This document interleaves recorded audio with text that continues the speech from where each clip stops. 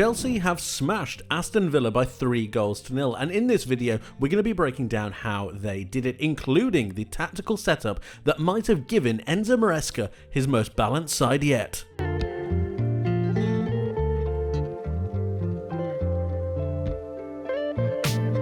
This Chelsea side is ever evolving, and with the exclusion of Malo Gusto from the starting lineup, it allowed Enzo Maresca to change some things, and in particular, look at this right back role.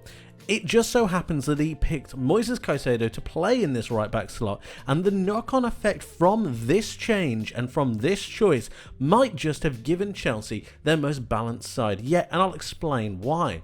When you move Caicedo into this right back slot, what you're actually gaining is a whole heap of balance through the centre of the pitch.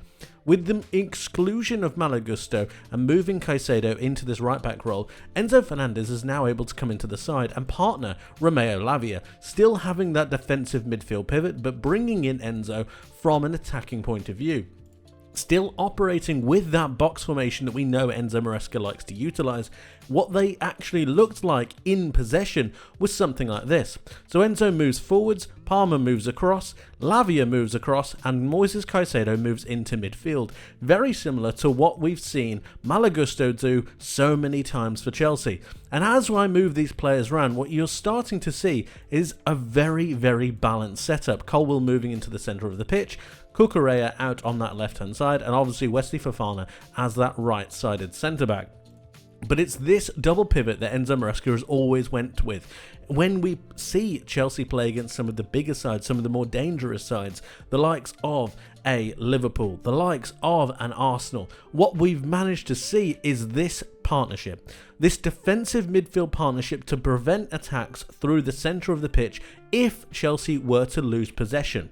When they go forwards, however, the inclusion of Malo Gusto in one of these attacking mid-rolls has led Chelsea to be a little bit lax in possession. And that's because Malo Gusto, frankly, just isn't an attacking midfielder. He's being asked quite a lot in this Enzo Maresca system. But what this system change actually does, and what this tactical change actually does, is really highlight Enzo Fernandez's attacking ability, and it allows him to get further and closer to goal while also maintaining that defensive shield and balance within the side. Do you see what I'm saying? So you've got Enzo Fernandez in an attacking midfield position, you've got Cole Palmer in an attacking midfield position, also out on this right hand side so he can partner and be in his more favoured role and this more favoured situation, which we know he gets a goal from a little bit later, but it just gives Chelsea a whole heap of balance throughout this side. So you've got two attackers, you've got two defensively orientated players, and you've still got that back three to begin possession and progress the ball forwards. Obviously, still having your wingers high and wide to isolate those 1v1 duels. And all of a sudden, this Chelsea side looks really complete. It looks really balanced. And it's that change that might have set it all in motion. The aggression from this Chelsea side was apparent from minute one, and we can see this in the first goal that they score. This is being cleared by Pau Torres currently, but I want you to take a look at the positioning of Marc Cucurella. Now remember that he's obviously the left back and he moves a little bit more central once Chelsea are in possession, but look how aggressive and high he is in comparison to the rest of his other defenders. He's ready and willing to go and try to make a difference, and it's this difference that actually causes the Chelsea players to really regain possession and then go forwards. He goes into this challenge with Philogene and manages to get out on top, but he doesn't stop there. No, he runs around Jadon Sancho once he picks up the ball and is then able to give him an extra option. Sancho plays a fantastically weighted pass through into Cucurella, who is now ready to attack this Villa back line. Remember, he wouldn't have been in the situation if he hadn't have taken that aggressive starting position from when Villa were trying to clear their lines. You've got Nicholas Jackson, who will be the goal scorer later down the line, ready to enter the box. And as Marc Cucurella enters the box, he plays in a fantastic cross through into Jackson, who manages to take a brilliant first touch and finish the goal. But remember, it was the aggression and the starting position of Cucurella to allow all of this to be possible.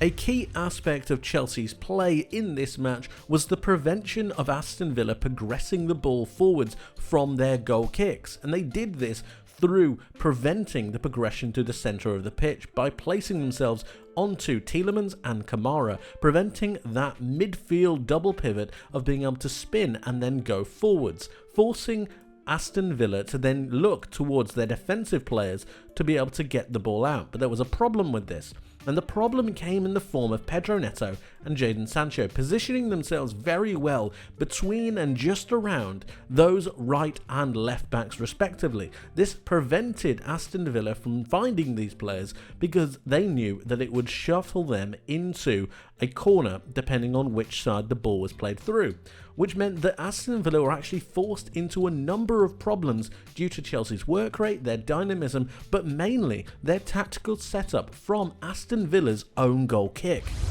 And we can see a really clear example of this right here. This is Aston Villa attempting to progress the ball forwards. Emi Martinez currently has the ball, but let's break down this situation really quick. So, off of your screen, you've got Matty Cash here as the right back, of course.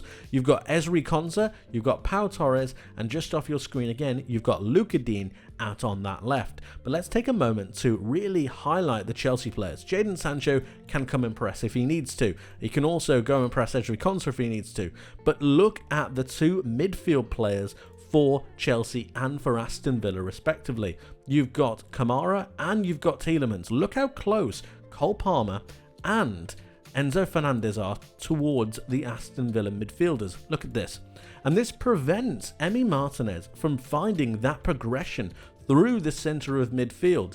But it also doesn't really entice him to go out wide, because if he goes out wide, that then springs the press from these Chelsea players to pen them into the Aston Villa corner. And it means that Aston Villa just had a whole heap of problems to progress the ball out. It just so happens that in trying to find one of these players, he actually passes straight to Nicholas Jackson, who unfortunately is not able to make the most of this situation, but it all came from the brilliant pressing and the tactical display of this Chelsea side. Chelsea dominated this match against Aston Villa not only down to the possession, but also the tactical positioning of their players. When they were in possession, moving Moises Caicedo into a central role allowed for Chelsea to dominate the ball in midfield, and that's because they had a numerical advantage against Aston Villa's two defensively minded players. In Aston Villa's 4-4-2 system with Morgan Rogers and Ollie Watkins lining up next to each other, they had a midfield four of sorts, but Chelsea managed to beat this by dropping Nicholas Jackson back a little bit deeper. This gave them a 4v5 numerical advantage in Chelsea's favour and allowed them to dominate the ball through the centre of the pitch. It was through this that it then allowed Enzo Fernandez and Cole Palmer to enter these pockets of space, and it's these spaces that allow Chelsea to then go forwards and create better quality opportunities, giving Jadon Sancho and Pedro Neto the option to go out wide. But it's the overloading in midfield that gave Chelsea the one-up, if you will, over this Aston Villa defensive setup.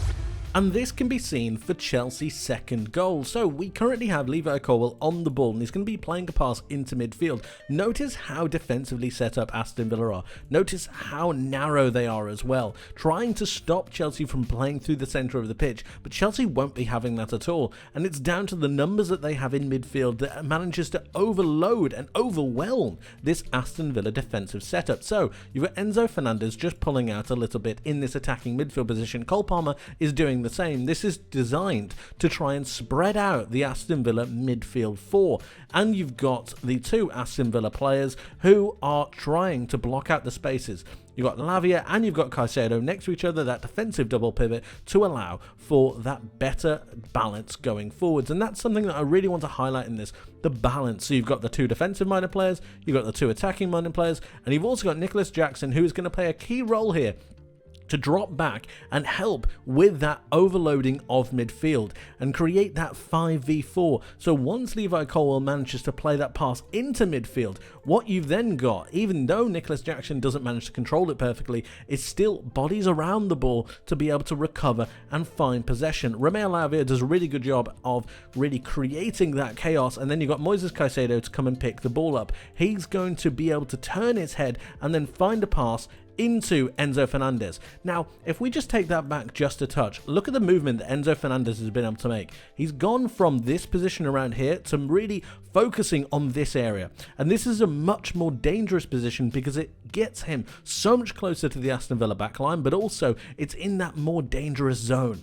It allows him to receive this pass, and he does it brilliantly. Caicedo does a great pass, and Enzo does a fantastic one-touch pass over to Palmer. So you've got the two attacking mids linking up together, and this I don't think necessarily would happen if a Malo Gusto would be playing here, because I just simply don't think he has the vision or the necessary skill set to be playing in this particular role, but Enzo Fernandez absolutely does, and this is what I'm talking about with the balance within this Chelsea side. So as he plays it through to Palmer, he then continues his run towards the box, and this is huge danger time for Aston Villa, running towards their own box. But look at the amount of Chelsea players. You've got 1, 2, 3, 4. You've got Jadon Sancho out on this left-hand side as well, so that's 5. Really dangerous.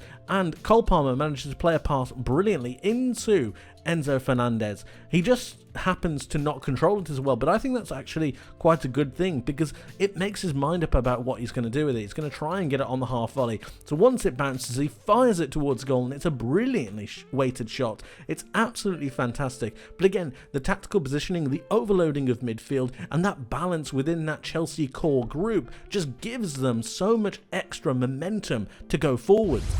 And finally, let's take a look at that Chelsea third goal, because we have to, don't we? We have Unai Maresca out on this right-hand side. He's currently being doubled up by 2 Aston Villa players, and actually Aston Villa's backline is pretty deep, and this is good because it means that they're going to be able to defend any kind of aerial situation, but it's also got its own problem, and that's in the amount of space that Cole Palmer is being given on the edge of the box. Now, somebody needs to be switched on to this, and somebody needs to make sure that they're able to close down Palmer quickly enough, because once he manages to take this in with his feet, it's a great pass by Madueke. Once he's able to take this, you've then got a whole heap of motion. You've got Marco Correa making that run away. You've got Unai Madueke making that drive into the centre of the box. But Cole Palmer's ability to turn, his ability to really take that moment is so crucial. And if we just see, yes, Leon Bailey is closing him down. Yes, he's trying to get there, but he's just a bit too slow. I think the Aston Villa defenders needed to be a bit more switched on to this. Cole Palmer is one of the best players in the Premier League. That's just a fact at the moment, and he has to be given that respect. He's able to turn on a dime and then place it towards the top left-hand corner. It's absolutely sensational, and I think personally it looks a whole lot better when the goalkeeper doesn't move. When you got that goalkeeper and he's stood rooted to the spot because he knows he's not getting there, it just makes the goal look a lot better. I thought Chelsea were absolutely fantastic in this game, and the balance that they showed with their new tactical setup could be something that they should take forward into future matches. But I want you to let me know what you guys think.